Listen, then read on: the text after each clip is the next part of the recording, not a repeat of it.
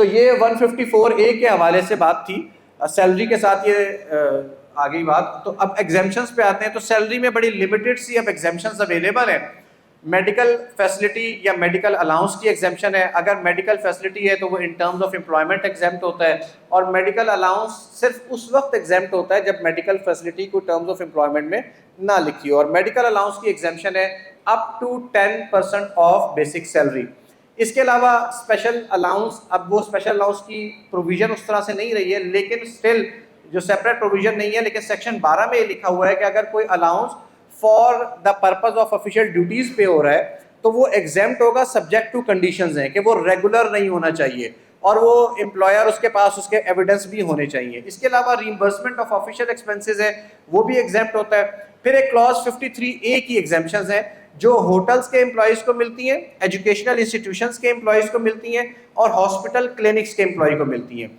Hotels के employees को मिलती है कि अगर उन्हें फ्री या सब्सिडाइज मील मिल रहा है तो it is a benefit but it is exam from tax.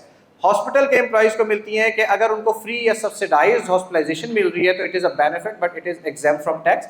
और एजुकेशनल इंस्टीट्यूशंस के एम्प्लॉयज़ को उनके जो बच्चों की एजुकेशन फ्री या सब्सिडाइज मिल रही है, it is a benefit but it is exam from tax. Foreign posting पे जाने के पाकिस्तानी गवर्नमेंट से, ठीक है, पहली बात तो ये होगी कि वो रेजिडेंट पर्सन फ्री होंगे क्योंकि government employee posted abroad is a resident. अब उसको स्पेशल अलाउंस मिलता है जो डॉलर्स में मिलता है, जो वहां पे रहने के लिए होता है, वो भी एग्जाम है जी। अगर वो अलाउंस का जो पर्पस है वो reimbursement of expenses incurred for the purpose of official duties है, अलाउंस का नाम स्पेशल अलाउंस रखने से एग्जेम्पशन नहीं होगी। अलाउंस की नेचर जो है ना वो ये होनी चाहिए कि वो allowance is for the purpose of reimbursement of official expenses जो ड्यूटी के लिए हुए। मैं इसके लिए अपने स्टूडेंट्स को एक मिसाल देता होता हूँ कि मेरा नाम शरीफ है लेकिन सिर्फ नाम शरीफ होने से शरीफ नहीं होगा, तो स्पेशल उसकी हरकतें भी शरीफों वाली होनी चाहिए। तो स्पेशल अलाउंस का जो नाम है वो स्पेशल अलाउंस रखने से वो स्पेशल अलाउंस एग्जेम्प्ट नहीं होगा। उसका काम ये होना चाहिए, जैसे TAD है तो कि जी उसके होटल के खर्चे होंगे, उसके लॉन्ड्री के खर्चे होंगे, हमने उसे काम पर भेजा है, ट्रैवल का खर्चा होगा, उसके लिए होंगे। हाँ, लमसम हो सकता है, ये ज़रूरी नहीं है कि आप कहें कि अच्छा भाई रीइंबर्समेंट सारे वो बना के दो उसके।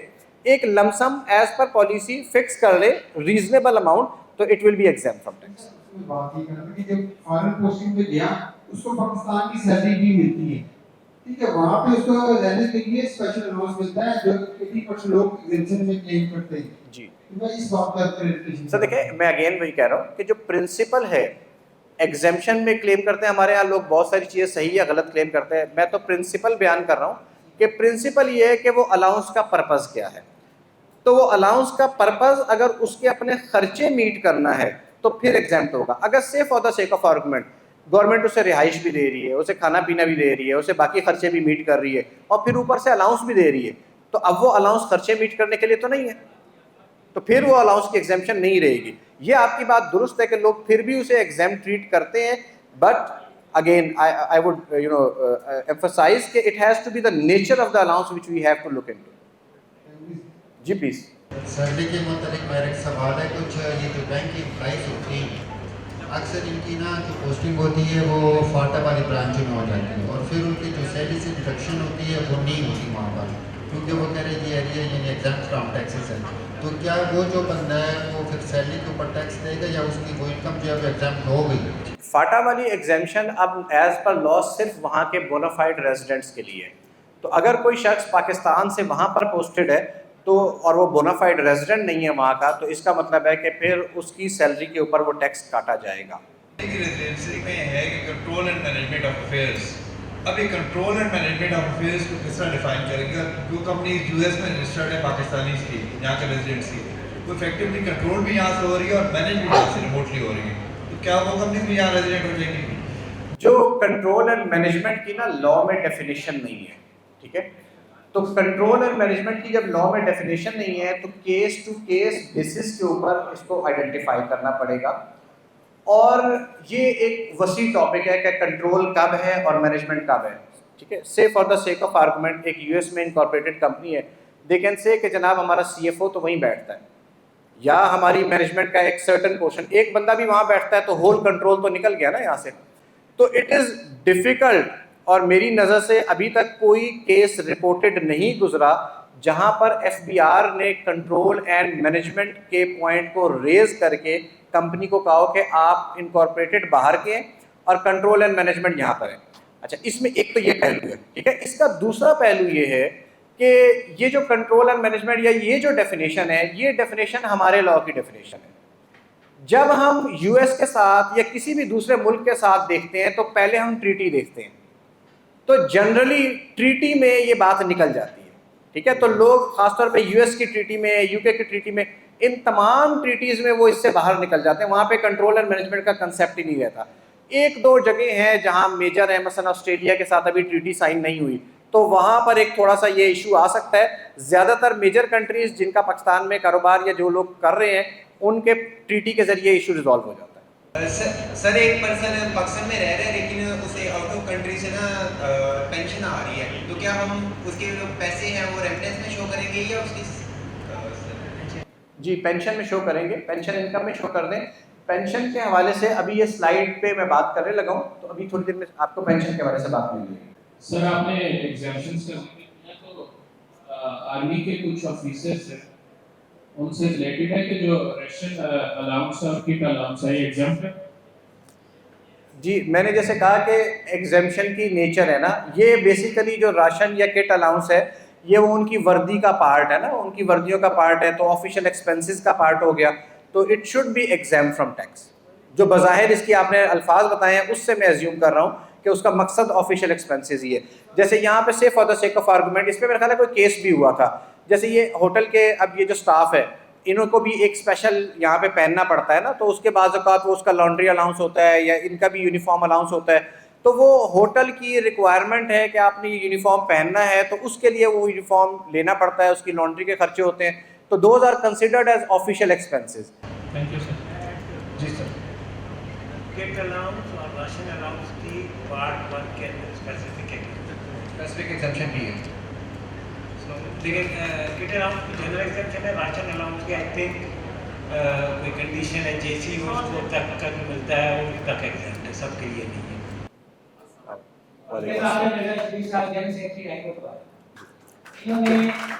इन्होंने जितने भी इवेंट्स किए हैं उन सब पे मुझे एज ए प्रेसिडेंट, हमारे जनरल सेक्रेटरी साहब को, हमारे सीनियर वाइस प्रेसिडेंट को, हमारे वाइस प्रेसिडेंट को मदद करते रहे।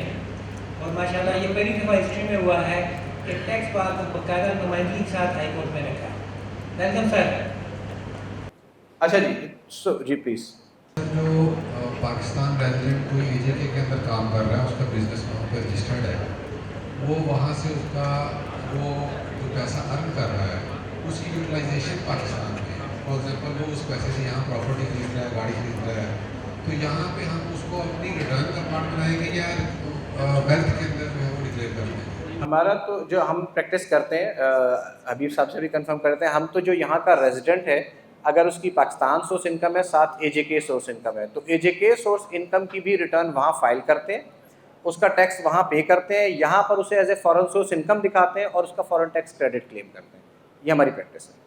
पहले ये समझ लें कि उसकी सोर्स ऑफ इनकम कहाँ पे है, वो रेजिडेंट कहाँ का है, उसके बाद सारे पैसे।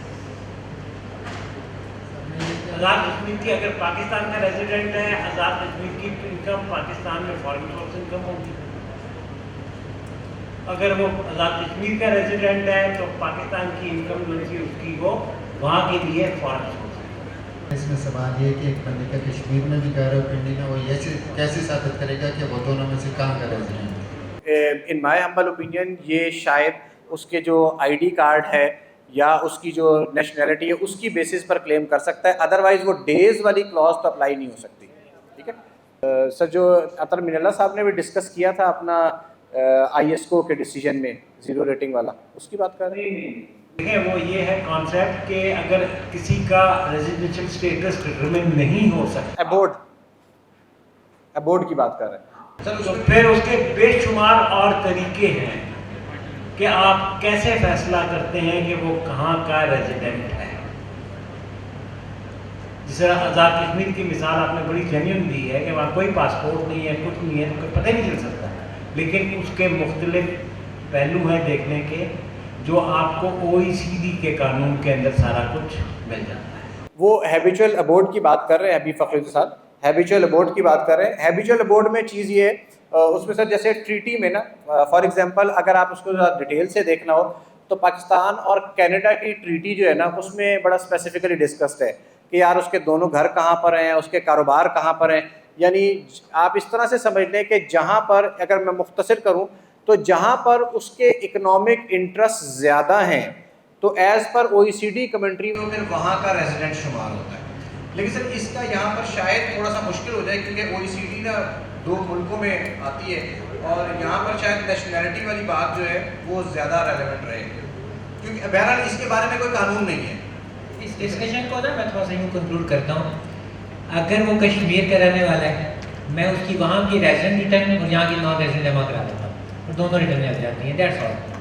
मेरा ख्याल है सबसे आसान। अगर वो पाकिस्तान का रहने वाला है, उसको कश्मीर में कोई बेशक उसका बिजनेस हो, वहाँ का नॉन रेजिडेंट यहाँ के रेजिडेंट, क्योंकि कोई ऐसा स्टैंडर्ड तो है नहीं कि हाउ टू आइडेंटिफाई ये कहाँ का रेजिडेंट है। एक जगह का रेजिडेंट है, एक जगह नॉन रेजिडेंट। ये भी साहब ने बड़ा कंक्लूड किया इस बात को। बेसिकली तो सर बात ये कि लॉ में सैलरी की जो डेफिनेशन है उसमें every benefit provided by the employer to the employee is included in the definition of salary. ये जो अभी हमने एग्जाम्पशन डिस्कस की थी वो रेस्टोरेंट्स में है, तो थ्योरेटिकली जो एम्प्लॉयर अगर अपने एम्प्लॉई को मुफ्त खाना दे रहा है या सब्सिडाइज फूड दे रहा है तो जितना बेनिफिट है वो उसकी सैलरी में शामिल होना चाहिए। लेकिन फ्रैंकली मैंने कई ऑर्गेनाइजेशंस में प्रैक्टिकली मैंने कहीं देखा नहीं है कि कोई ऑर्गेनाइजेशन इस बेनिफिट को कैलकुलेट करती हो और शामिल करती हो। जनरली ये इसका माइनर इम्पैक्ट है, तो कभी मैंने किसी केस में भी नहीं देखा कि FBR ने पकड़ा हो। इस्माइल साहब ने पकड़ा हो तो मुझे पता नहीं।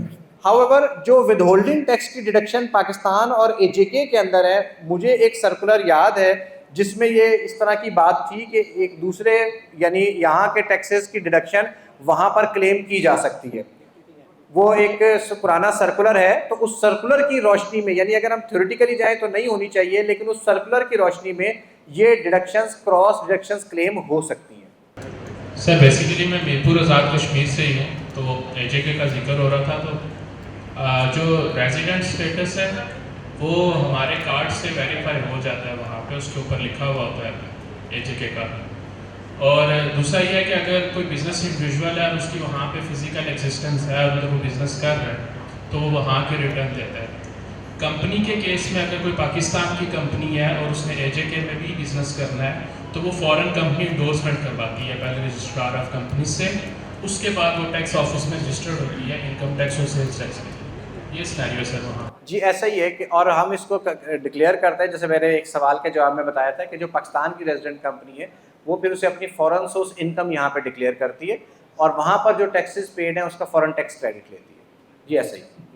जो गिलगित बल्तिस्तान है, it is officially not part of Pakistan और ये एक डिस्प्यूटेड टेरिटरी है अभी तक जो यूएन की रेजोल्यूशन के मुताबिक। तो सर इसके जो पाकिस्तानी रेजिडेंट्स लोग हैं वो अगर वहाँ से इनकम जनरेट करते हैं उसका ट्रीटमेंट क्या करेंगे?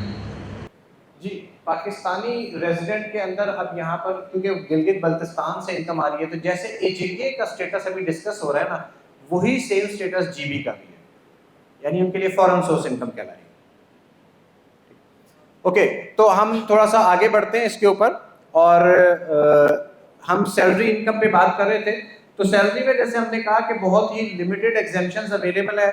इसी तरह रिटायरमेंट बेनिफिट्स पर कुछ एग्जेम्पशंस अवेलेबल है। ग्रेजुएटी के रिटायरमेंट बेनिफिट्स पर अगर कमिश्नर से अप्रूव्ड हो तो फिर एग्जेम्पशन मिलती है, अगर अनअप्रूव्ड हो तो एग्जेम्पशन बड़ी लिमिटेड सी है, वो 75,000 और 50% ऑफ द सैलरी। तो अगर आपके किसी क्लाइंट ने ग्रेजुएटी वसूल की है तो ये देखना ज़रूरी है कि वो अप्रूव्ड ग्रेजुएटी से वसूल हुए या अनअप्रूव्ड से हुए।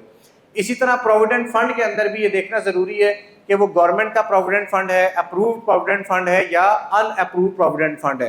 गवर्नमेंट का प्रोविडेंट फंड से मिलने वाला प्रोविडेंट फंड के पैसे एग्जेम्प्ट होते हैं।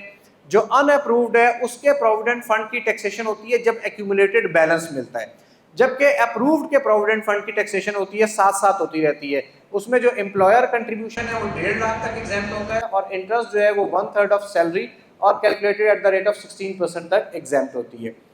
पेंशन जो है आपके पास अगर कोई पेंशनर्स आते हैं तो पेंशन में 2 अलग क्लॉजेज हैं, एक क्लॉज 8 है और एक क्लॉज 9 है। एक में गवर्नमेंट की पेंशन की एग्जेम्पशन है, तो गवर्नमेंट की pension without any condition exam from tax है। लेकिन जो दूसरी क्लॉज है वो प्राइवेट पेंशन को एग्जाम्पशन फराहम करती है, और प्राइवेट पेंशन की एग्जाम्पशन उसके लॉ ये है कि आपकी एक pension private exam from tax है। लेकिन अगर आपकी एक से ज्यादा प्राइवेट पेंशन हैं तो विच एवर इज हायर वाली पेंशन जो है वो एग्जाम फ्रॉम टैक्स होती है। लेकिन साथ उसके एक कंडीशन भी है, वो कंडीशन ये है कि पेंशन जिससे आप वसूल कर रहे हैं अब आप उसके पास या उसके एसोसिएट के पास सब्सिक्वेंट एम्प्लॉयमेंट में नहीं है। तो ये एक कंडीशन है प्राइवेट पेंशन की एग्जाम्पशन के लिए, गवर्नमेंट पेंशन में ये कंडीशन नहीं है। अच्छा, इसके अलावा जो अदर रिटायरमेंट बेनिफिट्स हैं, अदर रिटायरमेंट बेनिफिट्स में एक इम्पॉर्टेंट प्रोविजन है, और जैसे हबीब साहब ने भी आइडेंटिफाई किया था कि एट्रीब्यूट्स में उसका गिवन होता है। अदर रिटायरमेंट बेनिफिट्स अब देखिए, जैसे क्योंकि सैलरी के टैक्स रेट्स बहुत ज़्यादा हाई हो चुके हैं और हर साल हाई होते जा रहे हैं, करंट ईयर में तो बहुत ही ज़्यादा चले गए, तो एक जो रियायत हासिल है अदर रिटायरमेंट बेनिफिट्स में वो ये है कि आप ऐसे बेनिफिट्स जो टैक्सेबल बेनिफिट्स हैं उनको लास्ट 3 इयर्स के एवरेज रेट पर टैक्स करवा लें। ये ऑप्शन अवेलेबल है लॉ में। तो लास्ट 3 इयर्स का, क्योंकि अगर आप रिटायरमेंट बेनिफिट को करंट ईयर की इनकम में ऐड करेंगे तो वो बहुत ऊपर चली जाएगी, ये टैक्सेबल रिटायरमेंट बेनिफिट की बात हो रही है। तो इससे बेहतर ये है कि आप उसे लास्ट 3 इयर्स के एवरेज रेट पर टैक्स करेंगे तो वो एक लोअर रेट के ऊपर टैक्स हो जाएगी। इसका अभी प्रैक्टिकल बेनिफिट, अभी तकरीबन 3 हफ्ते पहले हमारे एक दोस्त ने एक एनपीओ से रिटायरमेंट ली, और उसने जब रिटायरमेंट ली, और मतलब not because of the age, because he wanted to switch the job, तो वहाँ से जो उसे रिटायरमेंट बेनिफिट मिला, उस रिटायरमेंट बेनिफिट के ऊपर जब उसने लास्ट ईयर्स के एवरेज रेट को अप्लाई किया तो he got a benefit of around 2 million rupees on his retirement benefit.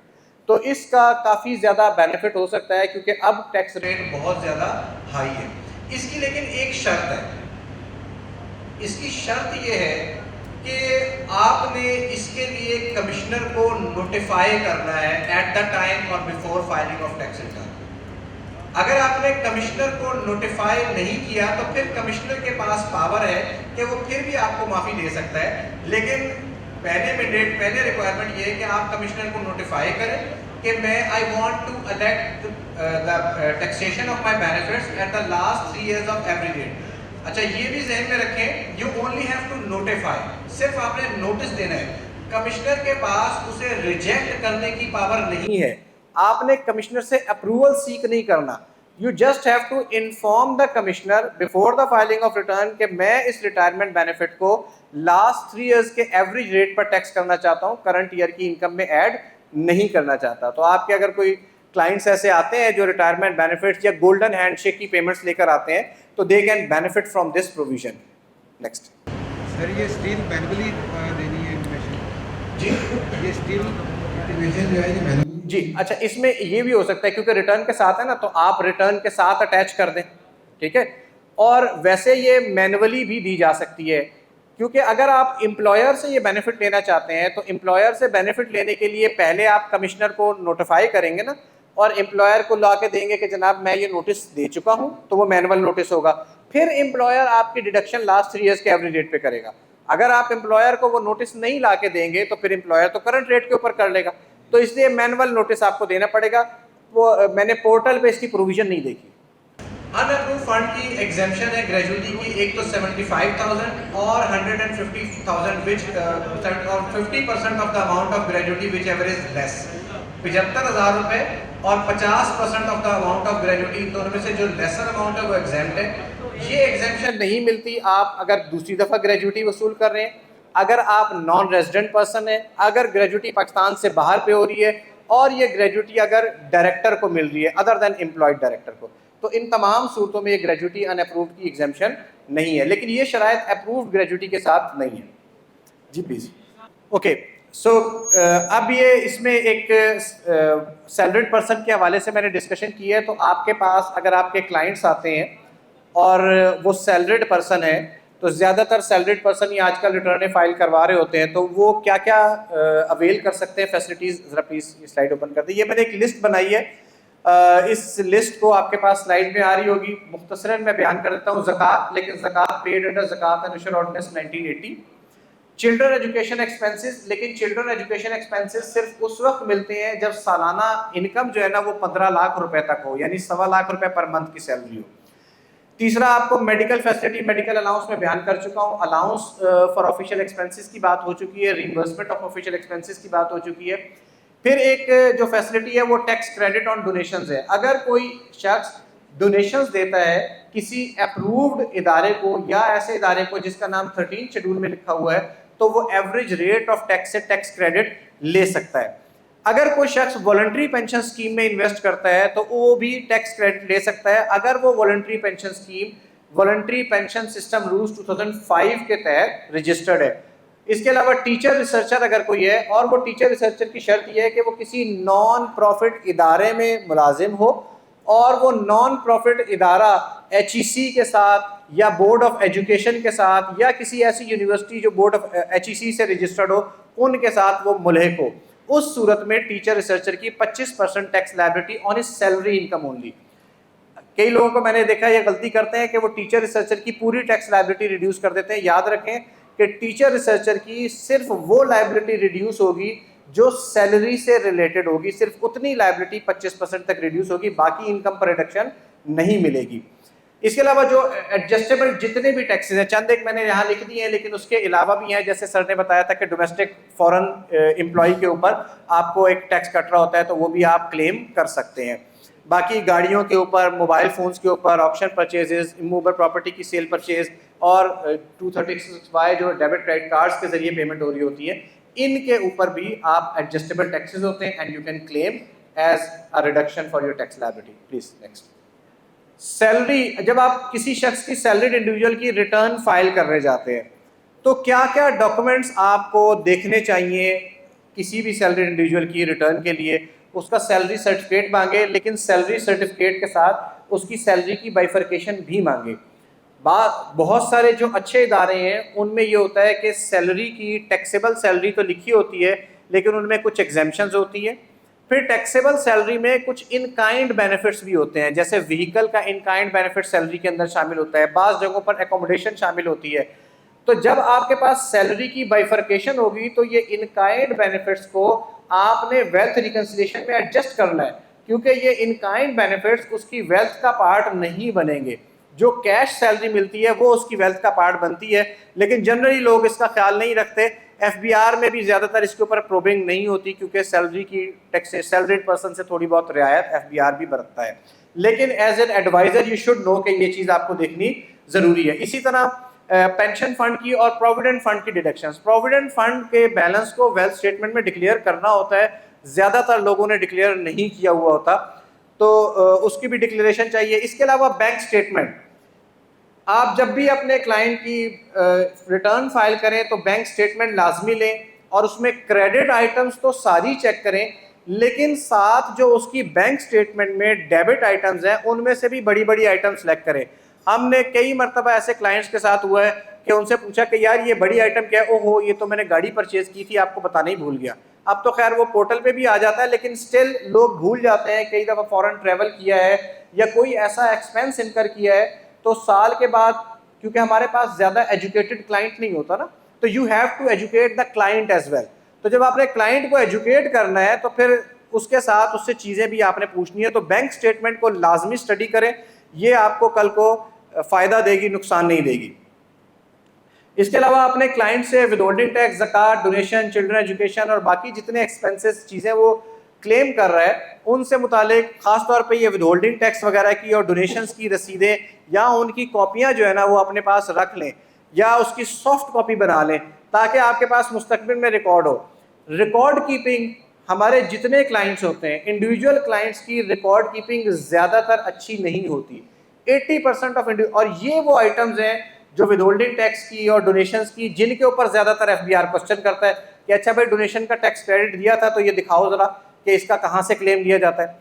तो ये चंद एक आइटम्स ऐसे हैं जो आपको चाहिए कि आप अपने क्लाइंट से लेके सॉफ्ट डाटा में रख लें, फाइलें भरें ना भरें, लेकिन आपके पास इसके प्रूफ, डॉक्यूमेंट्री एविडेंस अभी रिटर्न फाइलिंग के टाइम पे रख लेने चाहिए। Next. Income from property, salary की टैक्सेशन इनकम रिसीट बेसिस पर थी, लेकिन इनकम फ्रॉम प्रॉपर्टी की जो टैक्सेशन है वो एक्रूअल बेसिस ऑफ अकाउंटिंग पर है। यानी अगर आपने 3 साल का रेंट इकट्ठा वसूल कर लिया है तो आपने टैक्स 1 साल के रेंट पर देना है, बाकी जो 2 साल का रेंट फी है वो आपकी एडवांस रेंट में जाएगा, लायबिलिटी में जाएगा।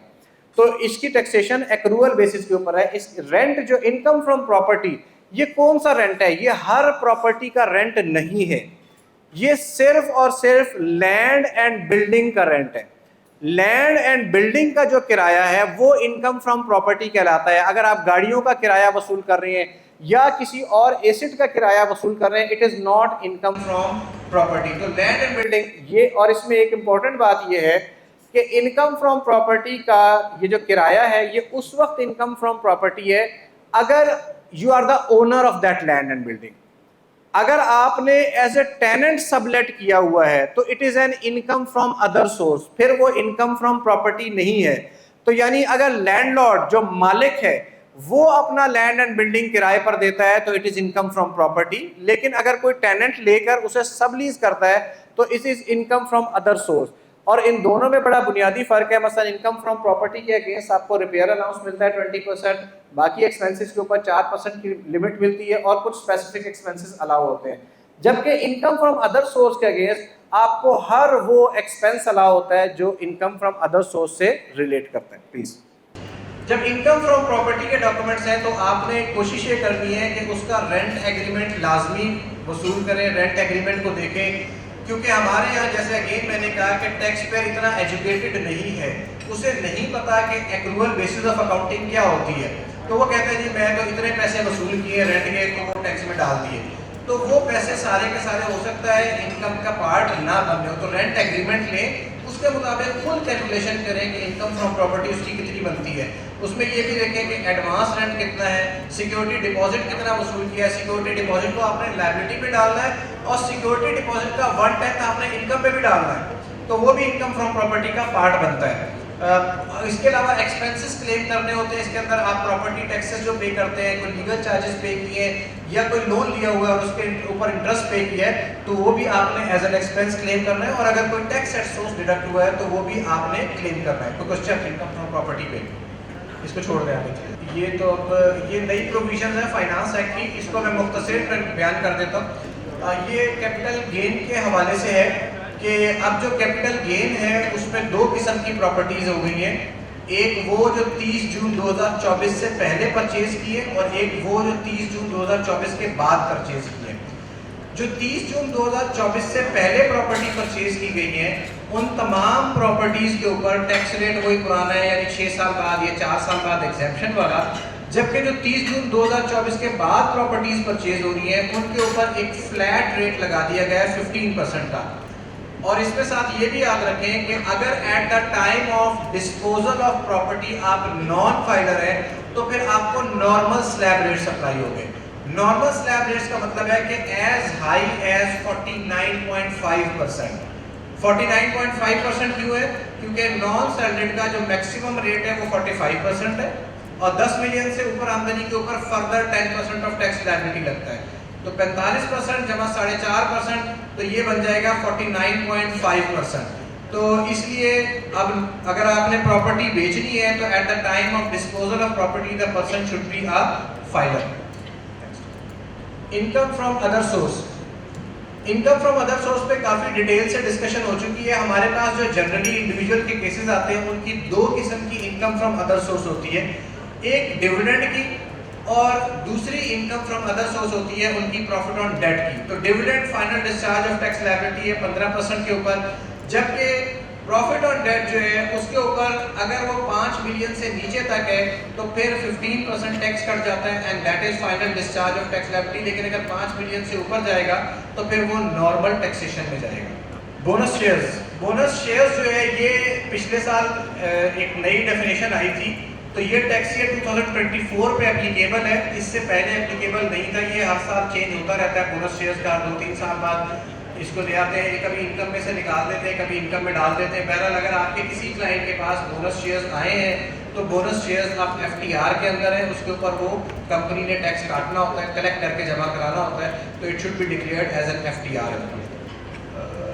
रिडक्शन इन टैक्स लायबिलिटीज, जो टैक्स क्रेडिट्स अवेलेबल हैं उनकी एक छोटी सी लिस्ट है। एक तो टीचर रिसर्चर का है, चैरिटेबल डोनेशंस का है, पेंशन स्कीम का है। इसके अलावा पीओएस मशीन्स का भी क्रेडिट अवेलेबल है। तो अगर कोई पीओएस मशीन लगाता है तो उसके ऊपर भी क्रेडिट अवेलेबल है, वो भी टैक्स क्रेडिट क्लेम हो सकता है।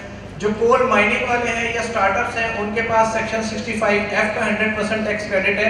और अगर कोई नई इंडस्ट्रियल अंडरटेकिंग लगी है तो उसके पास 65G का टैक्स क्रेडिट अवेलेबल है।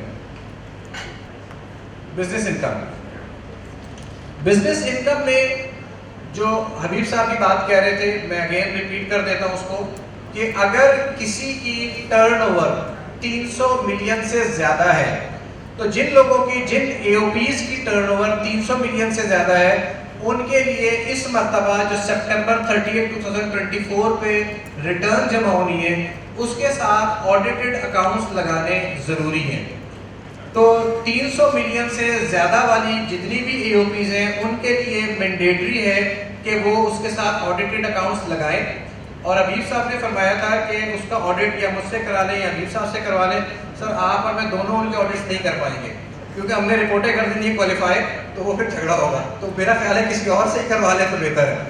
ओके, तो इसके बिजनेस इनकम में हबीब साहब भी इसको एम्फसाइज कर चुके हैं कि बिजनेस इनकम के अगर आप किसी की रिटर्न जमा करवा रहे हैं तो either you should be an accountant, आपको अकाउंटिंग आनी चाहिए, या आपके साथ कोई आपका पार्टनर अकाउंटेंट होना चाहिए। कम से कम बीकॉम लेवल की या एमकॉम लेवल की अकाउंटिंग आपको आनी चाहिए ताकि आप उसका balance sheet, profit and loss account बना सकें।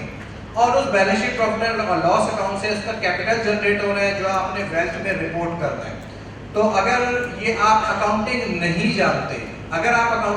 जानते, तो बिजनेस पर्सन की टैक्स रिटर्न खुद फाइल ना करें, किसी को साथ इंगेज करें। पहली मर्तबा, एक मर्तबा, दो मर्तबा सीखें कि अकाउंटिंग कैसे होनी है, बिजनेस के प्रॉफिट एंड लॉस अकाउंट कैसे बनना है। एक जो क्वेश्चन अक्सर मुझसे पूछा जाता है कि जनाब बिजनेस इनकम है तो मैंने तो एक ही बैंक अकाउंट में रखा हुआ है, उसमें मेरे पर्सनल पैसे भी आ रहे हैं, बिजनेस के पैसे भी आ रहे हैं। तो एडवाइस ये करें अपने क्लाइंट को कि वो बिजनेस के पैसे को सेपरेट बैंक अकाउंट में रखें और पर्सनल को सेपरेट रखें, अदरवाइज उसकी अकाउंटिंग डिफिकल्ट हो जाती है, तो वो और आपके लिए मुश्किल हो जाएगी। जो ज़्यादा सीनियर अकाउंटेंट्स हैं वो तो कर लेंगे, लेकिन जो जूनियर अकाउंटेंट्स हैं या जिनका स्टार्ट ऑफ प्रैक्टिस है उनके लिए उसकी accounting it is likely to be very difficult. तो अपने क्लाइंट को ये एडवाइस करें कि वो बिजनेस के बैंक अकाउंट से सिर्फ बिजनेस की ट्रांजैक्शंस करे और पर्सनल बैंक अकाउंट से सिर्फ पर्सनल की ट्रांजैक्शंस करे।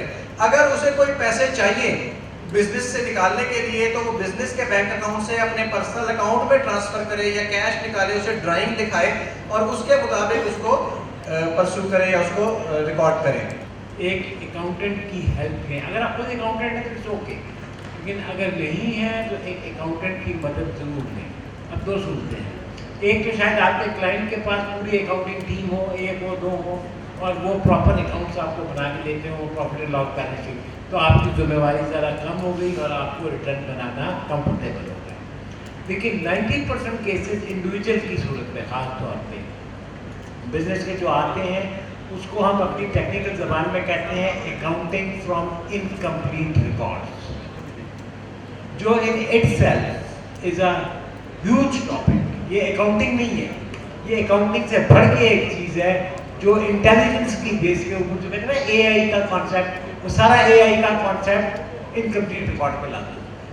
लिहाजा आपके पास इतनी नॉलेज होनी चाहिए कि क्या इम्पैक्ट होते हैं, उस बिजनेस के तौर तरीके पते होने चाहिए कि ये कैसे करते हैं, क्या करते हैं, जिसकी बेसिस पे आप अपनी इंटेलिजेंस यूज़ करते हुए उसका एक बेहतर प्रॉफिट एंड लॉस और बैलेंस शीट बना सकते हैं।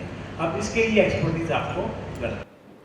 एक और इम्पॉर्टेंट चीज़ जो बिजनेस इनकम में ख्याल रखनी चाहिए वो ये है कि बिजनेस इनकम पे मिनिमम टैक्स 113, अगर 100 मिलियन से ज़्यादा है तो उसके ऊपर मिनिमम टैक्स भी एप्लीकेबल हो जाता है। तो जब आप अपने क्लाइंट की रिटर्न बनाएं तो ये ख्याल करें कि उसका टर्नओवर आप कितना डिक्लेयर करने जा रहे हैं, उससे उसके आगे उसके ऊपर इनकम टैक्स की भी यानी 113 की भी एप्लीकेशन देखें। इसके अलावा उसके ऊपर आपने सेल्स टैक्स की भी एप्लीकेशन देखनी है, क्योंकि अगर आपका क्लाइंट है अब तो सर्विसेज का भी सेल्स टैक्स लग रहा है और गुड्स के ऊपर भी बहुत सारी गुड्स के ऊपर सेल्स टैक्स लग रहा है। तो आप जो इनकम टैक्स की रिटर्न में डिक्लेयर कर रहे होंगे, कल को वो सेल्स टैक्स डिपार्टमेंट आपके खिलाफ यूज़ कर सकता है सेल्स टैक्स की प्रोबिंग के लिए। तो आपने ये ख्याल करना है कि यार अगर मैं अपने क्लाइंट की इनकम टैक्स में जो कुछ डिक्लेयर करने जा रहा हूँ, इसका कोई सेल्स टैक्स इम्पैक्ट है या नहीं है, और अगर कोई सेल्स टैक्स इम्पैक्ट है तो उस पर अपने क्लाइंट को एडवाइस करें और उस सेल्स टैक्स इम्पैक्ट को या उसका जो रिस्क है उसको मिनिमाइज करने की, मिटिगेट करने की कोशिश करें। Next, opening balances. Opening balances जो बैलेंस शीट के अंदर वो बहुत इंपॉर्टेंट है। एरर्स देखे हमने कि पिछले साल की रिटर्न में स्टॉक एंड ट्रेड कुछ और था, जब इस साल फाइल किया अब वो बैलेंस शीट ही रिकंसाइल नहीं हो रही। तो अगेन यहाँ पे आपको अकाउंटेंट की मदद की ज़रूरत है जो ओपनिंग बैलेंसेस को लेकर चले, करंट ईयर के ट्रायल बनाए और उसके बाद फिर आपके क्लोजिंग बैलेंसेस तक जाए। डेप्रिसिएशन, इनिशियल अलाउंस और सेल ऑफ फिक्स एसेट्स। अच्छा, इनिशियल अलाउंस के ऊपर ये काफ़ी आजकल झगड़ा चल रहा है FBR के साथ, और पहले सिस्टम जो है ना वो कंप्यूटर्स वगैरह पे इनिशियल अलाउंस कैलकुलेट कर लेता था। अब वो सिस्टम में पिछले दिनों मैंने देखा था वो कैलकुलेशन भी नहीं आ रही थी। तो FBR ने एक स्टैंस ये लिया हुआ है कि इनिशियल अलाउंस अवेलेबल है सिर्फ और सिर्फ प्लांट एंड मशीनरी के ऊपर और किसी एसेट के ऊपर एप्लीकेबल नहीं है। हाउएवर अभी पिछले दिनों मैंने लाहौर ट्राइब्यूनल का एक डिसीजन देखा था और उन्होंने एलिजिबल डेप्रिशिएबल एसेट की डेफिनेशन की बेसिस के ऊपर कंप्यूटर एंड एसेसरीज का अलाउ किया है। शायद इस्लामाबाद ट्राइब्यूनल का भी कोई डिसीजन आया है इसके ऊपर, तो वो अगर होगा तो ग्रुप में सर शेयर कर दीजिएगा। उसके बाद कॉस्ट ऑफ व्हीकल के ऊपर याद रखें कि अगर आपने व्हीकल डिक्लेयर करना है बिजनेस इनकम में तो व्हीकल अगर 7.5 मिलियन से ज़्यादा है तो 7.5 मिलियन से ज़्यादा का उसके ऊपर डेप्रिसिएशन नहीं मिलेगी। कैश एक्सपेंसेस अलाउ नहीं होते, जिनके ऊपर टैक्स एट सोर्स डिडक्ट नहीं किया वो एक्सपेंसेस अलाउ नहीं होते। तो सेक्शन 21 जो है ना उसको इम्पोर्टेंटली पढ़ना और समझना ज़रूरी है प्लीज़। सॉरी, एक पिछली स्लाइड पे एक चीज़ थी, एक इम्पॉर्टेंट है, अब आजकल रिटायरमेंट बेनिफिट्स देते हैं एम्प्लॉयज़ को ना अपने, ठीक है। तो ये अक्सर एक क्वेश्चन आता है कि ग्रेजुटी फंड का दें, प्रोविडेंट फंड का दें, पेंशन फंड का दें। तो एम्प्लॉयर के पर्सपेक्टिव से एक इम्पॉर्टेंट चीज़ नोट करें कि अब टैक्स लॉ में जो उसका कंट्रीब्यूशन टूवर्ड्स रिटायरमेंट ये फंड्स है वो अब सिर्फ 50% तक एज एन एक्सपेंस अलाउ होता है, लेकिन प्रोविडेंट फंड में 100% contribution as an expense allow है। तो इसलिए from an employer perspective provident fund is now a better proposition as compare to gratuity fund, क्योंकि ग्रेजुटी फंड का उसको 50% एक्सपेंस मिल रहा है और प्रोविडेंट फंड का 100% कंट्रीब्यूशन का एक्सपेंस मिल रहा है। प्लीज बाकी ये सेक्शन 21 की चीज़ें हैं, इनको आप पढ़ लीजिएगा, स्लाइड्स में गिवन है, आगे चलते जाएं। एनपीओज के ऊपर 100% टैक्स क्रेडिट अवेलेबल है, but it is a conditional tax credit और बिजनेस इनकम पे प्रोपोर्शनेट मिलता है। एनपीओज की कंडीशंस आपने ज़हन में रखनी है कि उनके ऊपर कंडीशंस जो अप्लाई होती हैं, return filing, withholding statement compliance और एडमिन एक्सपेंसेस की 15% की लिमिट। ये जो 15% एडमिन एक्सपेंसेस की लिमिट है यूजुअली ये वायलेट हो रही होती है, तो इसको ज़रा देखना ज़रूरी है जब भी आप एनपीओज की रिटर्न फाइल करें। प्लीज़ नेक्स्ट, एसएमईज, ये एक इम्पॉर्टेंट है, provision of law 14th schedule है और वैसे मैंने इसकी एप्लीकेशन बड़ी कम देखी है, लेकिन ये याद रखें अगर कोई मैन्युफैक्चरिंग यूनिट है और वो एसएमई की डेफिनेशन में फॉल करता है, अगर वो फाइनल टैक्स रिजीम को ऑप्ट करता है, खासतौर पर सर जैसे आप सियालकोट से हैं तो वहाँ पर इसको देखें कि सियालकोट में अगर कोई एसएमई की डेफिनेशन में फॉल करने वाले यूनिट्स हैं तो उनका जो फाइनल टैक्स रिजीम है ये चेंज नहीं हुआ, तो उनका फाइनल टैक्स रिजीम 0.25% एंड 0.5% है, ठीक है। और उनको जो फाइनल टैक्स रिजीम ऑप्ट करते हैं उन्हें 177 से भी रियायत है, यानी ऑडिट 177 का भी नहीं होगा और 214C का भी नहीं होगा। तो जो 250 मिलियन से नीचे वाली एसएमईज हैं they can still use this provisions और अपने आप को इससे बचा सकते हैं। उनके ऊपर मिनिमम टैक्स 113 का भी अप्लाई नहीं होता और सेक्शन 153 का विदहोल्डिंग टैक्स भी अप्लाई नहीं होता। तो जो मैन्युफैक्चरिंग यूनिट्स हैं जो एसएमई के अंदर फॉल करते हैं they can use the 14th schedule to their benefit. Please